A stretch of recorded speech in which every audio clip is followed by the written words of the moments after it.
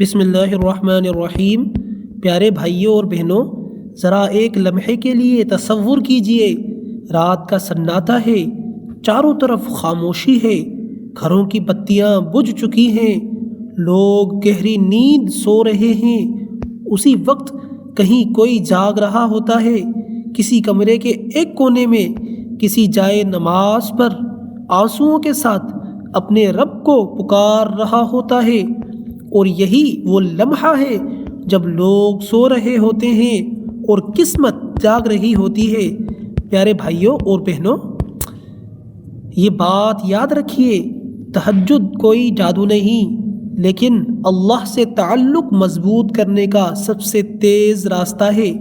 اگر کوئی شخص صرف 7 دن مسلسل تہجد پڑھ لے تو اس کی زندگی میں یہ 7 بڑی تبدیلیاں آنا شروع ہو جاتی ہیں۔ نمبر 1، دل کو عجیب سا سکون ملتا ہے۔ پہلے دن ہی انسان محسوس کرتا ہے کہ دل کا بوجھ ہلکا ہو رہا ہے۔ وہ پریشانیاں جو دن بھر ستاتی تھی، وہ رات میں اللہ کے سامنے رکھ دینے سے دل کو سکون دینے لگتی ہیں۔ یہ سکون نیند سے نہیں، اللہ کی قربت سے آتا ہے۔ نمبر 2، دعا کا ذائقہ بدل جاتا ہے۔ 7 دن تہجد پڑھنے والا کہتا ہے، میں پہلے بھی دعا کرتا تھا مگر اب دل سے دعا نکلتی ہے، کیونکہ تہجد میں دعا الفاظ سے نہیں، آنسوؤں سے ہوتی ہے۔ نمبر 3، گناہوں سے نفرت پیدا ہوتی ہے۔ تہجد انسان کو فرشتہ نہیں بناتی، لیکن ضمیر کو زندہ کر دیتی ہے۔ جو شخص رات کو اللہ کے سامنے کھڑا ہو، وہ دن میں گناہ کرتے ہوئے کانپتا ہے۔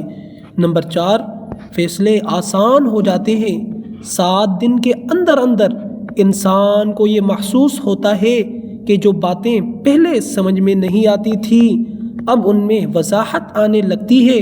یہی وجہ ہے کہ بزرگ فرماتے تھے، تہجد عقل کو نور دیتی ہے۔ نمبر 5، راستے خود بننے لگتے ہیں۔ یہ ضروری نہیں کہ 7 دن میں مسئلہ ختم ہو جائے، لیکن یہ ضرور ہوتا ہے کہ راستہ نظر آنے لگتا ہے، اور راستہ نظر آ جانا مسئلہ حل ہونے کی پہلی نشانی ہے۔ نمبر 6، اللہ پر بھروسہ مضبوط ہو جاتا ہے۔ 7 دن تہجد کے بعد انسان یہ کہنا شروع کر دیتا ہے، جو اللہ چاہے گا وہی ہوگا۔ یہ بے بسی نہیں، یہ یقین ہے۔ نمبر 7، تقدیر ہلنا شروع ہو جاتی ہے۔ یہ سب سے آخری اور سب سے بڑی بات ہے۔ تہجد کے بارے میں بزرگان دین فرماتے تھے، اللہ بعض فیصلے دن میں نہیں، رات کی دعاؤں سے بدلتا ہے۔ اس لیے کہا جاتا ہے، لوگ سو رہے ہوتے ہیں اور قسمت جاگ رہی ہوتی ہے۔ آج سے صرف 7 دن 2 رکعت تہجد پڑھ کر دیکھ لیجئے۔ اگر دل میں سکون نہ آئے، آنکھوں میں نمی نہ آئے اور اللہ سے قربت محسوس نہ ہو تو پھر کہنا۔